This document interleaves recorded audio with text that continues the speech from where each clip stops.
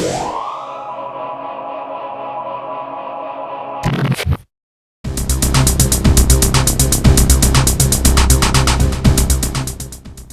and welcome to this special presentation on deconstructing performances.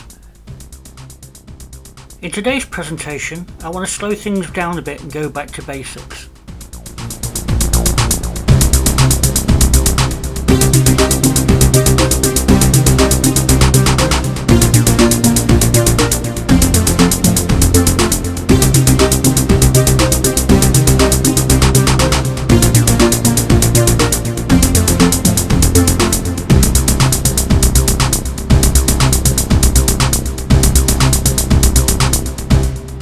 So in this video, I want to take a look at a couple of default performances and break them down to see how they're put together.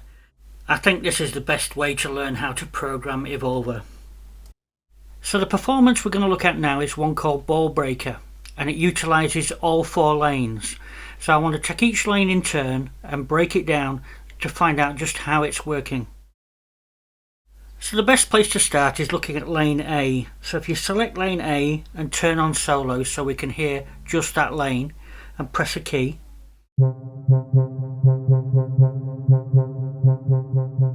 Now you can hear a single note there playing at every step of that sequence. But let's play a chord and see what that does.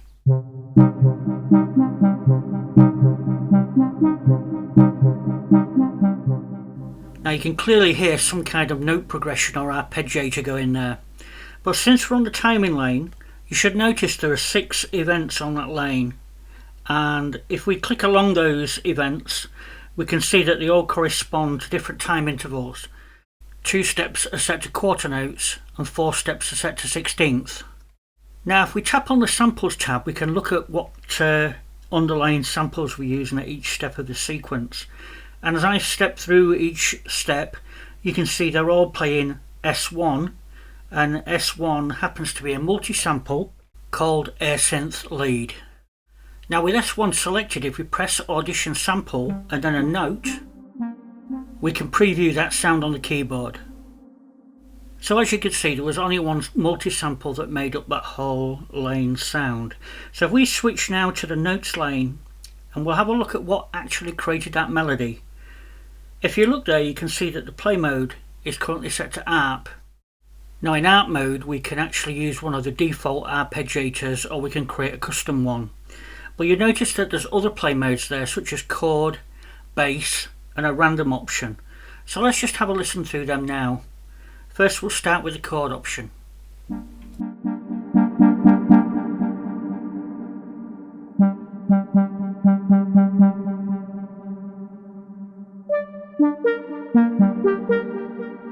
As you could see, when I had bass selected, it was just playing the lowest note of the chord. When we're on chords, we play chords, and when we're on random, it just plays a random press note.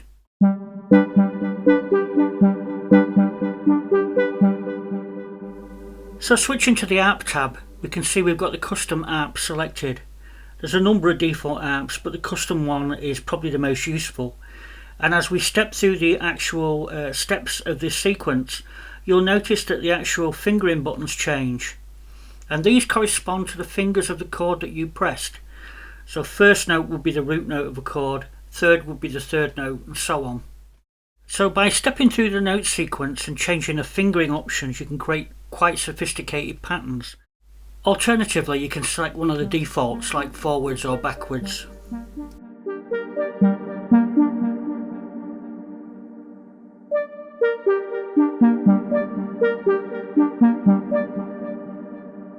So that's a nice little sequence we've got going there, and there's very little programming. Now, what if we want to change the actual sound? Well, all we've got to do is switch back to the Samples tab, and with S1 selected, press the multi-sample button to bring up the browser, and we can pick another sample to take its place. Just be aware we're replacing the sample in S1 here.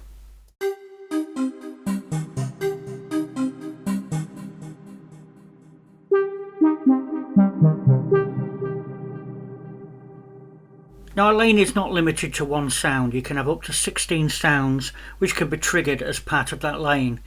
And if you want to load other multi-samples, you'll load them into those banks S1 to S16. So if I select step 2 in a note sequence and assign that to S2, then step 3 and assign to S3,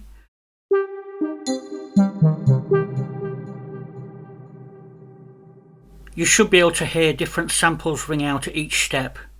So now we've got a firm idea of how lane A works, and the fact it's a single multi-sample which is playing a sequence, and that sequence is controlled by a custom arpeggiator. So let's go and have a look at the other lanes, starting with lane B.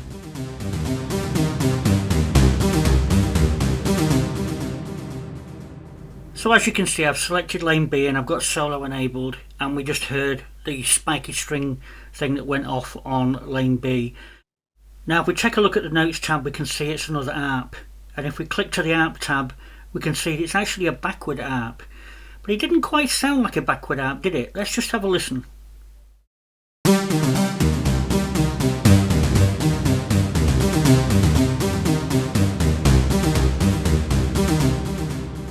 Now you'd normally expect a backward ARP to consist of descending notes, but it wasn't.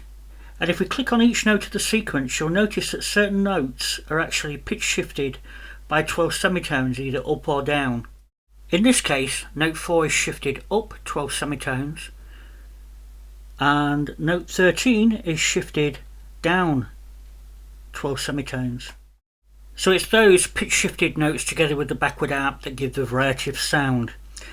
So let's leave that alone and go and have a look at lane C. So with lane C enabled, just press a key.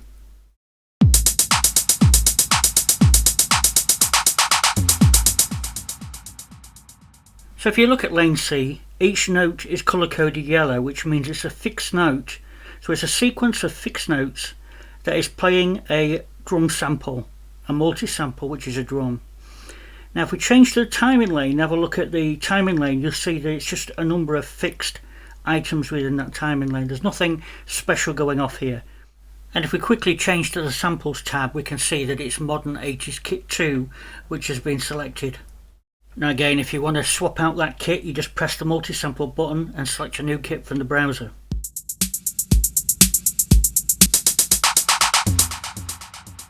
So no mysteries on lane C. So let's have a look at lane D and see what that has to offer.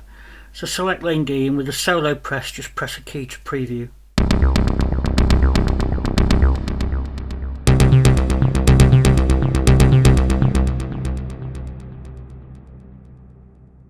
Now again, if we look at the timings tab, there's nothing special here.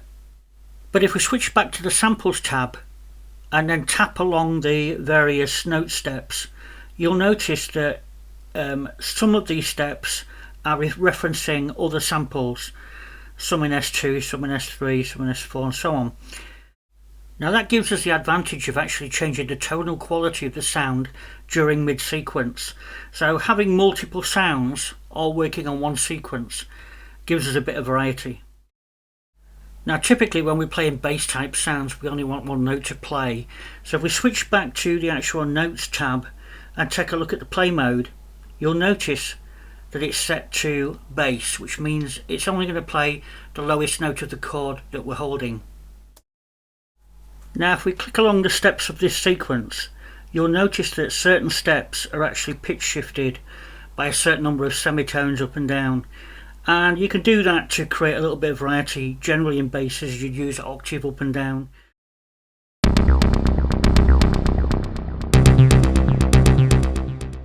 So let's remind ourselves what the whole sequence sounded like again.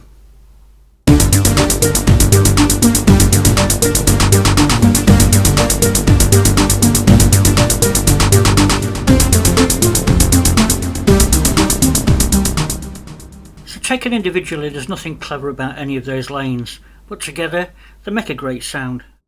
So now we're a little bit more familiar with how these performances are constructed, let's have a look at a second example.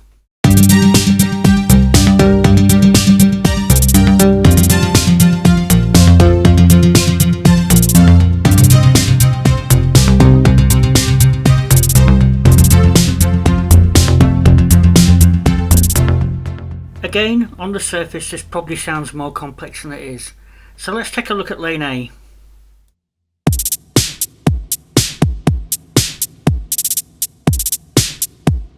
So lane A is a relatively simple drum sequence.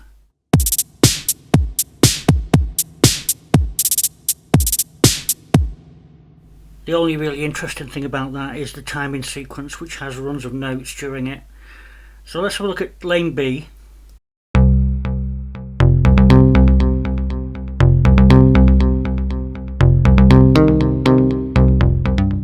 Note here the sequence has pitched notes rather than using the ARP.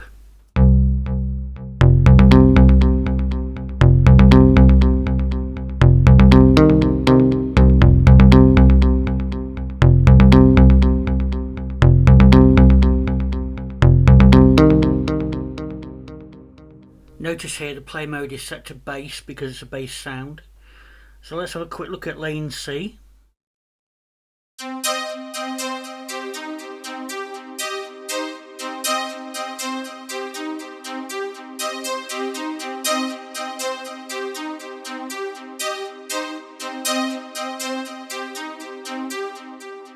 So lane C is using a custom ARP to create that sequence. So looking at lane D.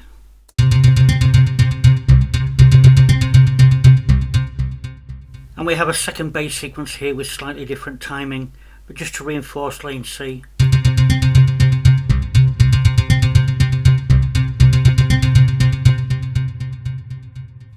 In this case there's no ARP, it's just single octave jumps, and if we click along each step of the sequence we can see that we're using the pitch shift on each note.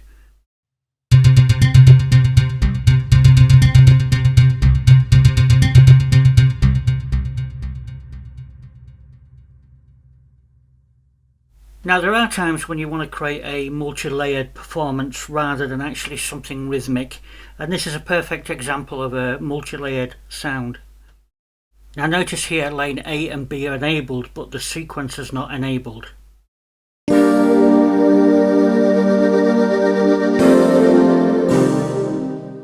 Now notice the swirls when I hold down notes.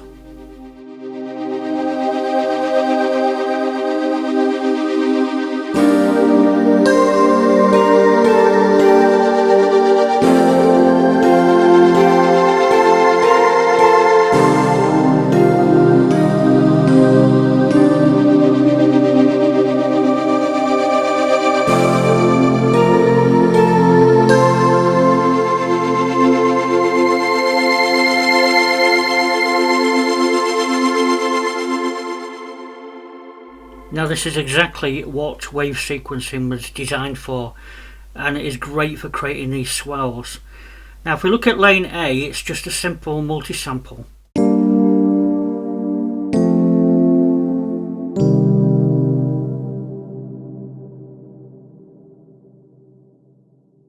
And lane B is kind of a smooth synthy string lead.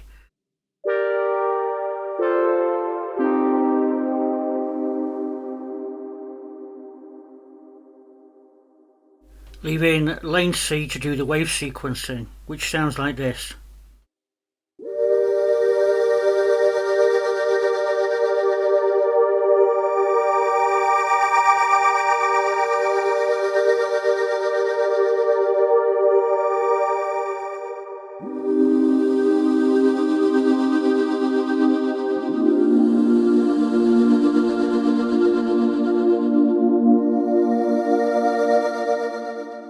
Now you simply enable the wave cycle mode rather than sequencer mode to get those nice smooth fades.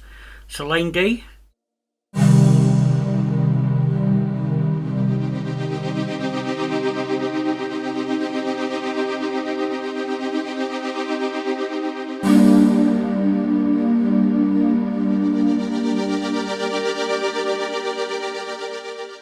It's worth pointing out here that the loop start is set to 2, which means it resets itself back to position 2.